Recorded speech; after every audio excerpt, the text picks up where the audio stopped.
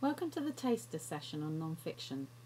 I wanted to start by telling you about a conversation I had with the publisher Ian Grant. He's worked in non-fiction for 30 odd years and he's now managing director of Encyclopaedia Britannica. He was really angry. "I can't bear that word non-fiction," he said. "How insulting and belittling," he said, "to define something so vibrant, so wide-ranging and so profitable by what it isn't, by the fact that it's not fiction." In the first assignment, you looked at the enormous range of subjects open to you as a writer of non-fiction. In previous years, students on this course have embraced this diversity. They've written books about surfing and about kinky sex, about growing up with servants in India or with a father obsessed by steam trains. One person wrote about climbing as a way of combating her fear of falling, another about being jailed. She's an anti-war protester. One student even travelled around with tribute bands in a bid to find the meaning of life in contemporary Britain. It's this wide-ranging mix of subjects that's the key to why you should consider writing non-fiction. There's something here for everyone. You are already an expert in one of these subject areas, even if only your own life, and there's a niche out there waiting to be filled. The other reason why this is a good place to start out as a writer is purely commercial. The vast majority of books that are commissioned and bought are non-fiction. Adult fiction makes up only 25% of the book market by value. Literary fiction, in particular, is considered a moribund market by one of its publishers at Picador. All of us find that depressing, he says, and there are frankly no reasons to think the situation will soon reverse itself.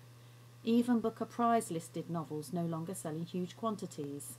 In the first 5 weeks after the long list was announced in July 2008, the 13 titles of the book a dozen sold fewer than 14,000 copies. That's barely 1,000 each, and it's not uncommon for a literary fiction hardback to sell less than 100 copies. To understand how book selling got itself into this state, it's useful to familiarise yourself with the effect on book sales of supermarket bookselling, the Waterstones and Smith's central buying system, the Richard and Judy Book Club, and Amazon. Go back and read the links if you haven't done this already. So what's the effect on publishers of modern book selling techniques? Well, they're reducing the number of titles they publish per season and tailoring them to the type of thing they know the central buyers like, so they can up the marketing spend. That's fantastic if you're J.K. Rowling, but it's terrible for would-be authors trying to break in. However, importantly for you, the would-be author, I suggest that all this has less of an effect on the non-fiction market. Non-fiction publishers still commission writers.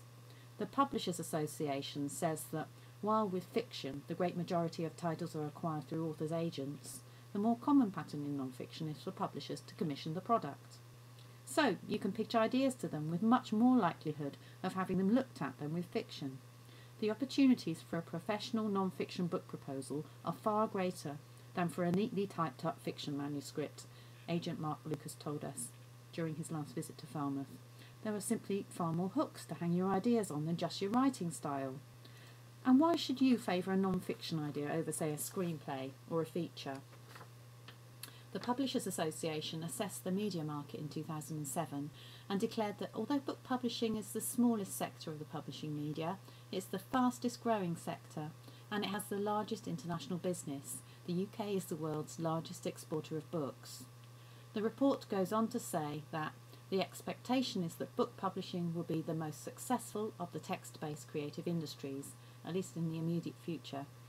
And importantly, book buying has been shown to hold up in times of recession. Whereas people might think twice about a major purchase, such as a sofa or holiday or an e-book reader, an $8.99 paperback is still seen as good value for money. Your next assignment is to come up with an idea for a non-fiction book using the template I've set out for you. Most non-fiction publishers use a sheet like this to pitch books at their own commissioning editors and other publishers. It enables you to get down the essence of your idea so that it catches the eye and offers everything a commissioning editor needs in one glance. That means the title, the key points that make this book stand out from other books on the subject, a brief look at the competitors, and an analysis of the market and the reader. When you've completed your sheet, post it on the anthology and our seminar will take the form of a pitching session. So how do you choose your subject? Agents and publishers are looking for that glint in the eye that shows you're passionate about your subject. So go for something that gives you that pit of the stomach excitement, enthusiasm and energy. Good luck.